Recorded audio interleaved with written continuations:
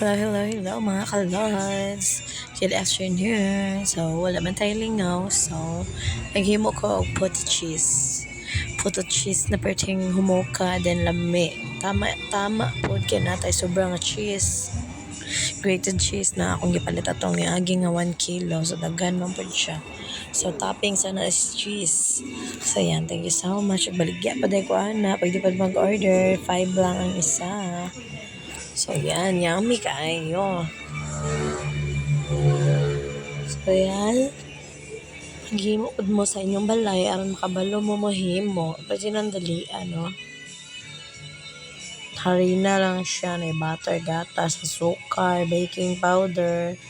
I-mix lang mo siya. So, makay man puto. Then, steam mo na siya. Steamer. Para nindot. So, yan o. With cheese. So, yan. Thank you for watching.